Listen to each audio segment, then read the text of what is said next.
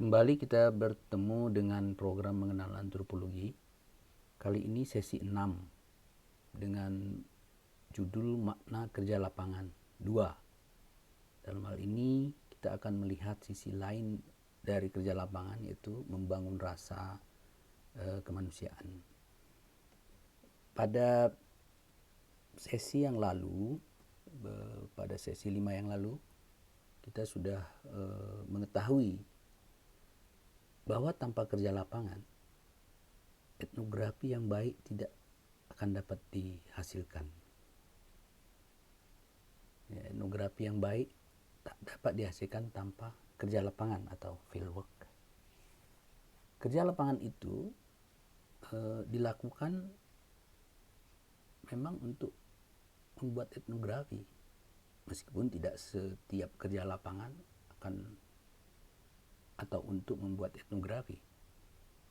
Tapi etnografi ini sangat dekat dengan kerja lapangan tersebut. Bahkan begitu dekatnya, kerja lapangan itu sendiri tidak jarang dikatakan sebagai etnografi, atau mungkin lebih jelas metode etnografi. Etnografi dalam antropologi ialah sebetulnya menjadi bahan dasar ya, yang digunakan untuk membangun teori generalisasi melalui metode-metode komparatif dan lintas budaya misalnya. Nah, ini dilakukan dalam etnologi. Ya, etnologi itu kalau menurut Kotak adalah salah satu kegiatan atau bagian kegiatan dari antropologi. Jadi ada etnografi, ada etnologi. Etnografi itu menjadi bahan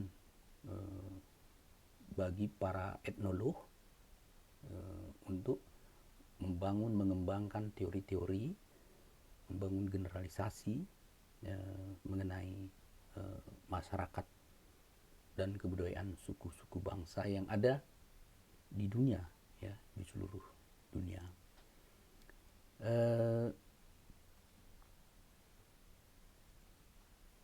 Etnografer dan etnolog adalah setara. Ya, pernah satu masa dalam sejarah perjalanan antropologi, etnolog atau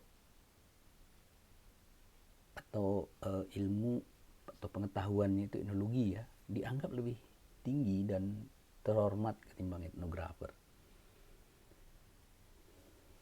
Etnografer itu orang yang turun ke lapangan, melakukan penelitian, mengumpul data, ya, dengan cara tinggal bersama dan seterusnya, berwawancara, observasi. Nah, berpanas, berhujan, berlumpur, berkeringat di ruang yang terbuka ya. Nah, mungkin itu juga menjadi sebab dianggap pekerjaan itu lebih rendah ketimbang etnologi yang bekerja di perpustakaan, di rumah ya, untuk membangun teori-teori dengan membaca puluhan, ratusan etnografi yang ada di dunia, dan kemudian disusun, diabstraksikan, digeneralisasi menjadi teori-teori, konsep-konsep ya, dan metode-metode yang sifatnya lebih luas, lebih besar ya, lebih umum. Nah, mungkin itu. Tapi sesungguhnya dua kegiatan dalam antropologi ini sebetulnya sama. Tidak dapat digradasi karena saling tergantung satu sama lain. Ya, apabila etnografinya kurang baik karena kegiatan di lapangnya tidak baik, tidak sempurna misalnya, tidak mendalam, hanya kulit-kulit luar saja, atau etnografinya itu hanya sebuah etnografi seperti yang dibuat pada masa lalu, di mana misalnya sang penulis tidak turun ke lapangan, melainkan hanya jumpa dengan seorang, katakanlah seorang informan, diwawancara panjang lebar dan seterusnya. Nah, seperti dilakukan oleh beberapa ahli ya di masa lalu, termasuk misalnya oleh yang dilakukan Sunuk Ugronje ya pada masyarakat Gayo di Aceh. Nah, jadi tidak bisa ya digradasi sebetulnya yang satu lebih bagus atau lebih rendah dari yang lain antara etnografi dan etnologi. Dua-duanya saling tergantung, saling membutuhkan. Ya, etnografi tidak mungkin baik juga ya, kerja lapangannya tidak mungkin baik kalau si peneliti sendiri tidak memiliki banyak bahan, banyak pengetahuan ya, banyak teori konsep karena membaca buku-buku etnologi ya, atau buku-buku yang terkait dengan teori-teori, metode dan sebagainya. Itu harus dibaca oleh seorang etnografer sebelum turun ke lapangan, karena nanti di lapangan itu sangat penting kegunaannya ya, sangat diperlukan ketika kita berhadapan dengan berbagai realita, berbagai data, fakta di lapangan, untuk membaca itu ya, menamainya, supaya kita bisa paham bagaimana tali temali, kait mait, perspektif dan sebagainya. Itu adanya di dalam buku-buku yang kita golongkan hasil karya etnolog ini tadi ya, tentu dalam konteks antropologi. Nah, jadi menurut saya ini tidak bisa digradasi, sama ya, seharusnya itu sama. Nah, kita ingin hari ini sebetulnya untuk melihat sisi lain dari kerja lapangan ya, fieldwork etnografi itu. Kalau yang di sesi lalu kita melihat kerja lapangan itu sebagai bagian dari kegiatan membangun ilmu ya, membangun etnografi yang ilmiah, yang akademik. Di sini kita melihat bahwa bersamaan dengan kegiatan akademik, kegiatan ilmiah yang dilakukan oleh etnografer di lapangan, itu ada sisi lain ya, yang kita katakan adalah rasa kemanusiaan. Ya, mungkin itu juga yang kemudian sebagian orang mengelompokkan antropologi ini ke dalam humaniora ya, atau ilmu yang agak berbeda sedikit dengan ilmu sosial misalnya. Tapi sebetulnya antropologi tidak terlalu menghiraukan soal apakah ini ilmu sosial atau humaniora, karena antropologi itu memang pada dasarnya ilmu pengetahuan akademik, empirik, tapi juga mengandung sisi atau dimensi kemanusiaan yang kuat. Nah, kita mulai perhatikan sekarang. Jika kita melihat orang lain beda harkat martabat dengan kita, ini ketika di lapangan ya, apalagi harkat martabat mereka dirasa lebih rendah dari kita, golongan dan kelas kita atau ras kita, maka hampir bisa dipastikan kerja lapangan yang sedang kita lakukan akan terancam gagal. Karena kita tidak bisa tidak bisa masuk sepenuhnya ke dalam atau menyemplungkan diri ke dalam lautan kehidupan kelompok atau satuan sosial yang sedang kita pelajari, atau kita sedang belajar kepada mereka, kepada warga kelompok sosial itu atau satuan sosial itu, tentang kehidupan mereka. ya, sosial budaya mereka. Jadi dengan kata lain, kita terpisah ya secara sosial kultural, kendati dekat secara fisik. Kalau kita tidak atau kalau kita melihat ada perbedaan harkat martabat antara kita. Nah, ini dulu terjadi ya dalam sejarah, makanya kita mengungkit kembali bahwa ada dalam penggalan sejarah perkembangan ya ilmu antropologi ini, di mana para penulis-penulis etnografi kuno yang dulu kita sudah bicarakan itu memang memiliki pandangan yang merendahkan, misalnya ya, dia terlalu etnosentris gitu, melihat mengukur orang lain dengan sudut pandang dia, dengan mata dia, ya, termasuk ras, juga apa namanya, perilaku sosial, bahasa dan sebagainya ya. Nah, kita sudah pasti ya akan gagal untuk menangkap the native point of view, sudut pandang native itu. Ini kalau menurut Malinowski yang kita sudah bicarakan pada minggu lalu, yang dikenal Bapak etnografi, orang yang pertama sekali melakukan kerja lapangan yang sistematis ya, yang dibuat sedemikian rupa secara ilmiah dengan pendekatan fungsionalisme itu. Nah, itu kita akan tidak bisa tangkap itu native point of view itu. Padahal itu sesuatu yang dikejar sebetulnya ya, sesuatu yang dikejar, sesuatu yang diharapkan bisa diungkap oleh etnografer yang sedang bekerja di lapangan. Nah, oleh sebab itu sebuah tuntutannya kita harus setara ya, harus merasa diri kita setara dengan orang lain, sama. Tidak boleh merasa lebih tinggi atau merasa lebih terhormat, lebih bermartabat dari orang lain yang kepadanya kita sebetulnya sedang belajar. Nah, ini kekhasan juga sebetulnya dalam antropologi. Nah, jadi antropologi itu membangun rasa kemanusiaan dengan satu kebersamaan tanpa jarak. Hidup bersama dan hidup seperti mereka secara fisik dan mental, menjalankan aktivitas sehari-hari.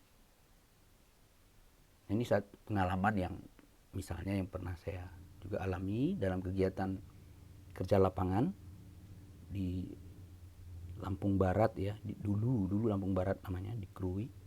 Misalnya pergi jalan kaki bersama warga di sana, penduduk ya, mengarungi sungai dan menapaki naik turun bukit selama 1-2 jam pergi dan nanti 1-2 jam pulang. Seminggu sekali ya, berulang setiap minggu. Guna meraih sekarung getah damar yang beratnya kurang lebih 40 kg. Nah, dalam satu wadah yang disebut wadah bebalang, ini nama lokal, yang kemudian itu harus diusung di punggung ya, jadi seperti digendong gitu di punggung. 40 kg itu berat sekali. Memang ini untuk ukuran lelaki, kadang-kadang bisa lebih ya, 50. Tapi wanita, perempuan yang juga ikut ini di bawah itu ya, bisa 25 atau 30, bahkan lebih rendah lagi, karena ini terkait dengan juga kekuatan fisik ya untuk mengangkut hal seperti ini. Nah, jadi kebersamaan yang sedemikian ini sebetulnya melahirkan sesuatu yang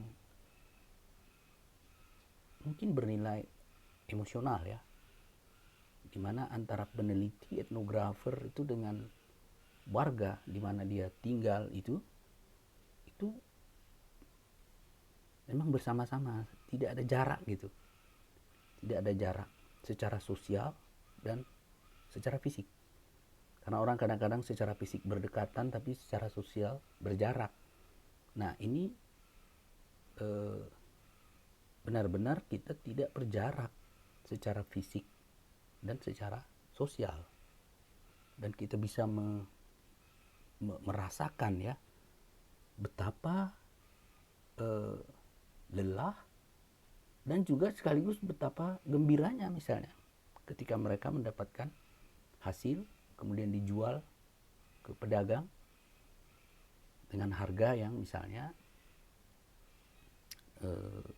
cukup baik, tapi biasanya relatif rendah ya waktu itu. Nah, jadi membangun rasa kemanusiaan dengan kebersamaan ya, tanpa diskriminasi. Gak ada kita membedakan misalnya karena dia jenis kelaminnya, karena dia sekolahnya rendah misalnya, karena dia bentuk fisik, bentuk tubuhnya seperti ini, dia dari suku ini, suku itu. Tidak ada sama sekali diskriminasi ya. Kita tidak akan bisa menilai arti ya pekerjaan yang mereka lakukan itu hanya dengan menghitung kontribusi ekonominya pada keluarga, rumah tangga, bila tidak merasakan sendiri bagaimana fisik dan mental kita menjalani pekerjaan semacam itu dengan konteks seperti itu juga ya. Jadi gak ada bisa kita melakukan, karena sama saja ya, karena ketika kita juga dalam konteks menggotong atau mengangkut getah damar tadi, kita tanpa melihat apakah kita suku A, suku B, suku C, agama A, agama B, sama saja secara fisik kita rasakan itu betapa misalnya berat atau betapa ringan, betapa senang, betapa tidak senang ya ketika menjalankan pekerjaan sehari-hari seperti itu tadi ya, mengangkat atau mengambil damar dari repong. Nah, dan untuk yang demikian itu ya, untuk bisa menyelami atau nyemplung dalam kehidupan orang itu, memang tidak ada instrumen penelitian yang adekuat ya, selain dari diri peneliti sendiri yang bisa menangkap realitas fisik mental itu tadi ya, dari pekerjaan. Katakanlah memanen getah damar mata kucing dari repong yang letaknya selain jauh ya, ada di kemiringan lahan mencapai 45-60 derajat itu di Lampung itu ya, di Krui itu. Jadi itu cukup bagaimana kita bisa merasakan. Gak ada instrumen lain, karena memang dalam penelitian etnografi ini memang instrumen penelitiannya itu adalah si peneliti itu sendiri. Nah ini nanti mungkin kita akan lebih dalami lagi di sesi berikutnya ya, bagaimana kita menggunakan seluruh panca indera kita untuk menangkap realita, fakta, data, informasi yang ada di sekeliling kita pada saat berada di lapangan atau kerja lapangan. Nah, dalam etnografi itu kita juga mengenal emic dan ethic view itu ya. Nah, tindakan etnografer melakukan hidup bersama dan hidup seperti mereka ya, subjek-subjek penelitiannya atau subjek-subjek penelitian si etnografer itu adalah untuk menangkap realitas empiris dari dua sudut pandang, emic dan etik. Artinya dari sudut native itu seperti apa dia melihat, katakanlah dalam kasus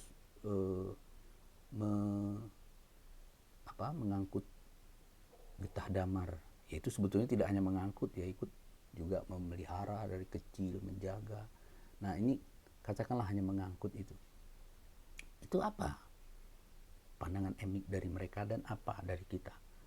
Terus terang memang waktu pertama saya melihat bagaimana misalnya wanita, anak-anak sekolah ya, usia sekolah ya, pada hari Minggu itu mereka turun, naik ke ke ladang, ke repong, manjat sendiri damar itu untuk uang sekolah, untuk biaya sekolah, untuk ongkos naik angkutan, dan untuk jajan ya, juga untuk dikumpul uang bayar uang kuliah ya, uang sekolah maksud saya, bukan kuliah.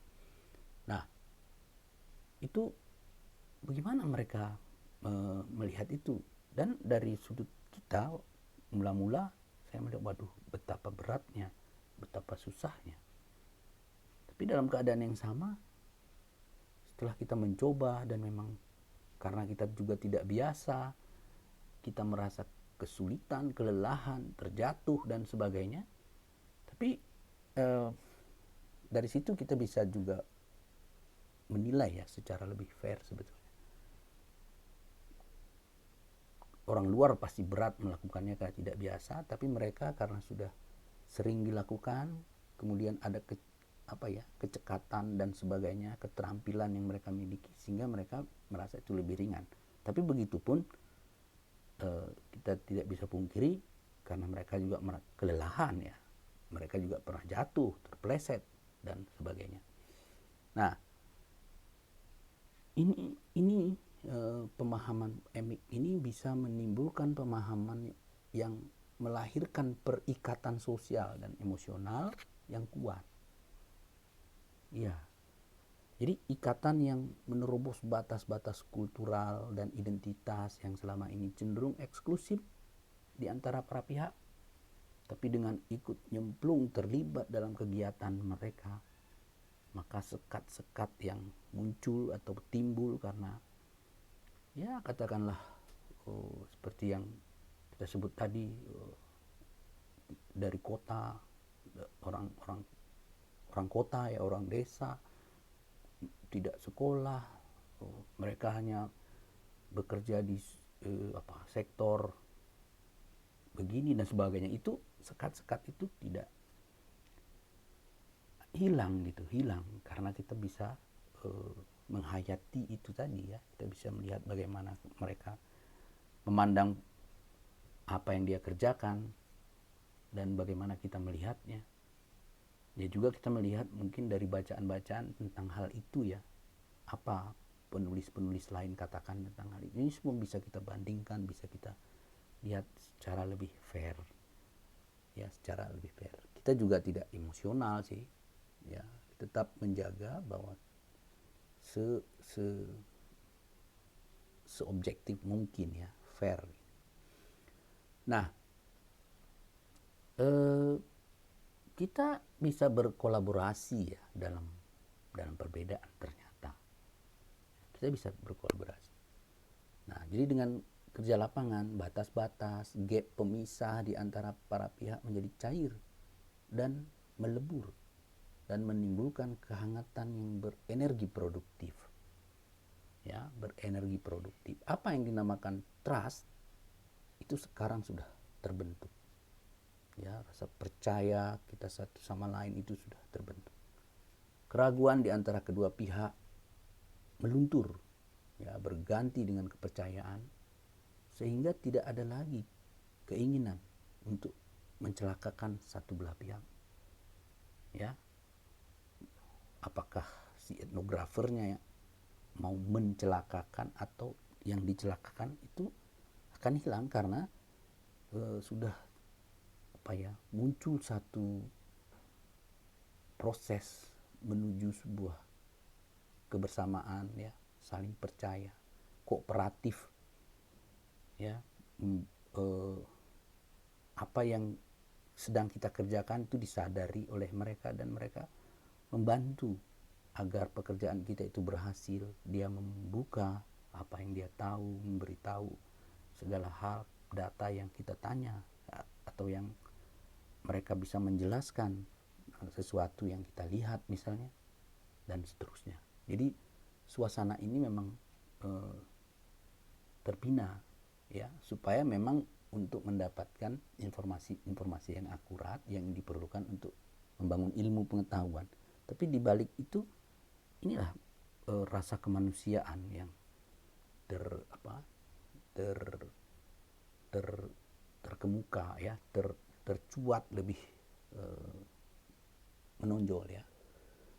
Nah, menerima perbedaan ya sebagai realitas empiris itu juga terjadi ya, tidaklah menyebabkan hubungan sosial menjadi jauh ya. Menerima perbedaan sebagai realitas empiris itu tidaklah menyebabkan hubungan sosial menjadi jauh. Makin tahu kita perbedaan itu justru sebetulnya semakin dekat, makin dekat ya. Nah, persoalannya justru ketika orang-orang tidak bisa menikmati perbedaan lalu menolaknya, ini jadi persoalan. Tapi dengan situasi kayak begini ya, seorang etnografer dia akan belajar, akan terajarkan untuk bisa menerima perbedaan. Kalau enggak dia gagal. Nah, jadi mungkin satu kondisi yang memaksa seperti itu ya, dia harus bisa menerima, akhirnya belajar. Tapi setelah dia bisa menerima perbedaan itu dan merasakan bagaimana hidup bersama dalam perbedaan, nah itu menjadi pelajaran bagi dirinya dalam kehidupan. Jadi perbedaan bukan saja sebagai keniscayaan sebenarnya ya, melainkan justru sebuah keindahan, kekayaan yang mengagumkan dan yang perlu dirayakan, yang perlu diberi selebrasi ya. Jadi kita tidak ada ingin untuk menolak perbedaan itu, tapi justru menikmatinya, mendiskusikannya, mendialogkannya, tanpa harus memaksakan bahwa yang satu misalnya harus diterima oleh yang lain. Tapi kita melihat itu sebagai sebuah perbedaan, itu sebagai sebuah keniscayaan, sesuatu yang memang terberikan seperti itu. Nah, menerima perbedaan ya, sebuah pelajaran. Jadi kerja lapangan etnografi adalah panggung awal seorang calon etnografer menghayati dan merasakan perbedaan-perbedaan antara dirinya dengan lingkungan sosial di mana ia kini tinggal atau hidup. Dan itu akan menjadi buah yang akan dipetik, menjadi pelajaran berharga bukan saja untuk diri sendiri, tetapi kelak untuk orang banyak. Nah, jadi proses lapangan, tinggal di lapangan bersama orang lain ya, bukan keluarga, bukan sesiapa, itu menjadi pelajaran yang tersendiri ya. Banyak antropolog mengatakan bahwa kerja lapangan itu semacam upacara peralihan ya, rite de passage. Itu di sini ada goncangan, ada krisis. Ya, pasti itu. Kita shock ya, pertama jumpa kok berbeda ya, lain. Ya, sumber-sumber shock itu bisa macam-macam kan. Bisa mungkin cara mandinya beda sama kita, cara buang air besarnya beda, MCK-nya lain sama kita. Itu bisa membuat shock. Makanannya beda, cara membuat makanan itu beda, menghidangkan makanannya beda, itu semua bisa bikin shock ya. Dan juga misalnya bahasa yang berbeda ya, atau ada ucapan-ucapan, ekspresi-ekspresi yang tidak kita pernah temukan, atau itu bisa saja kita jumpa di lapangan dan itu bisa bikin shock ya. Jadi antropolog juga mengatakan itulah semacam peralihan. Jadi seorang antropolog ya, sebelum jadi dia antropolog itu dia harus merasakan ini acara kerja lapangan ini semacam inisiasi ya, tempat di mana ia menjalani inisiasi untuk mengantisipasi guncangan-guncangan yang mungkin terjadi dalam setiap peralihan siklus kehidupan. Nah, namun pengalaman itu harus dilalui dengan baik. Dan proses itu tidak lain ketika yang bersangkutan mampu menjalin hubungan dengan warga yang kini berada di sekitarnya. Jadi sekali lagi kembali kepada bagaimana membangun hubungan dengan orang-orang yang ada di sekitar kita. Siapapun mereka, siapapun dia, membangun, menjalin hubungan. Karena hanya dengan itu, guncangan-guncangan tadi kita akan bisa atasi. Nah, dalam kerja lapangan itu, ya, seorang etnografer selalu akan memiliki induk semang. Ya, ketika berada di lapangan, dia selalu memiliki induk semang. Ia menempatkan diri menjadi anak, mungkin, dari seorang yang lebih tua dari dirinya, dan orang itu bukan dari keluarganya, tentu saja. Atau menjadi adik dari seorang yang dianggapnya lebih dewasa dari dirinya, berdasarkan ukuran-ukuran yang hidup di masyarakat setempat, atau di kelompok di mana kita tinggal atau hidup bersama itu. Bisa kita menjadi mungkin ayah atau ibu kita dianggap anak oleh mereka, atau dianggap saudara, adik kakak, adik abang. Bisa seperti itu hubungan terbentuk, ya. Nah, lalu istilah menyebut dan menyapanya digunakan sesuai terminologi setempat. Ya, kita tahu, lain kebudayaan, lain pula term of reference atau istilah menyebut, ya, dan term of address-nya, istilah menyapa. Mungkin kita di satu tempat memanggil orang tua sebagai ayah atau bapak atau abah atau ya macam-macam, amang mungkin, ama, ine, dan sebagainya. Dalam konteks ini juga kadang etnografer dan induk semangnya itu tadi menggunakan terminologi itu. Nah, itu bisa mendekatkan, ya, lebih dekat. Seperti itu.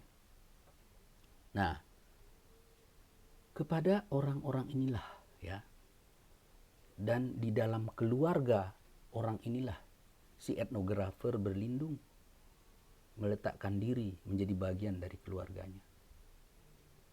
Ya. Hubungan sosial yang terbina bukan lagi hubungan sosial yang tampak ramah di permukaan, basa-basi gitu, ya. Tapi lebih dalam dari itu. Tercipta hubungan yang lebih emosional seperti anak dan orang tua atau adik dengan kakak. Di berbagai tempat kan selalu saja ada misalnya orang yang nakal, ya, yang jahat, yang mengganggu. Nah, mereka inilah, induk semang inilah, keluarga baru kita inilah yang biasanya menjadi bemper, menjadi pelindung kita ketika kita menghadapi persoalan-persoalan tertentu, diganggu orang, dijahati orang, dan sebagainya. Karena di semua tempat selalu saja ada orang-orang yang mungkin tidak senang, mungkin iri, mungkin, dan sebagainya. Bisa saja terjadi itu. Nah, biasanya induk semang inilah atau keluarga inilah, tempat di mana kita tinggal inilah yang akan menjadi pelindung, menjadi bemper, ya, menghadapi persoalan-persoalan. Termasuk kalau kita misalnya sakit, ya, di lapangan sangat ada kemungkinan sakit karena kita lelah, ya, dalam rentang waktu yang lama.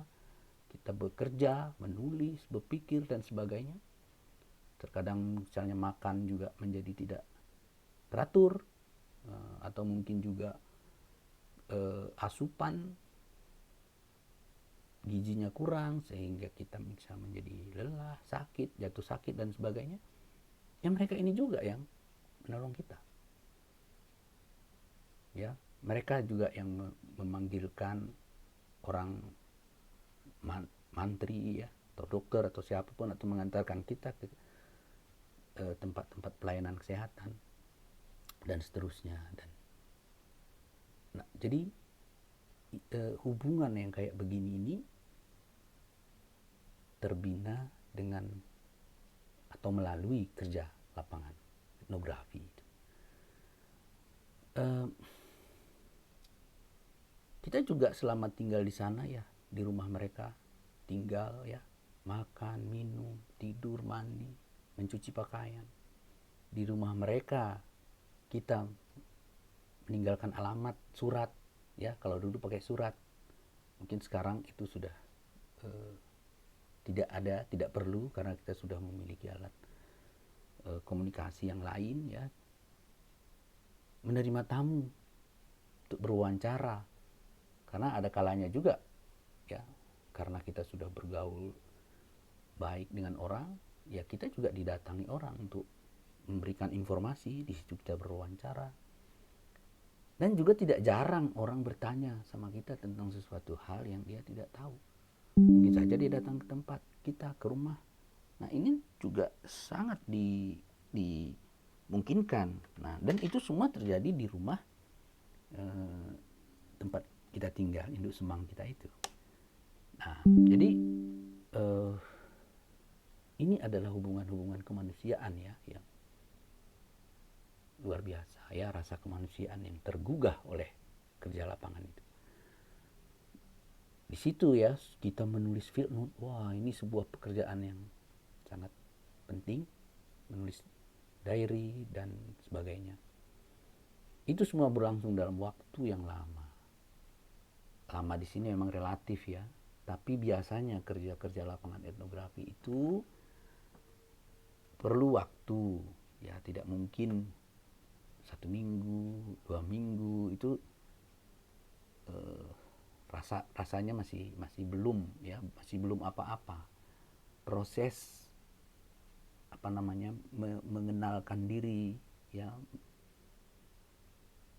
introductionnya itu belum terjadi dengan baik ya, sepenuhnya. Jadi misalnya ya 1 bulan, 2 bulan, 3 bulan itu biasanya seperti itu ya. Nah, kalau kita lihat pengalaman Malinowski yang 4 tahun ya, itu luar biasa. Nah, jadi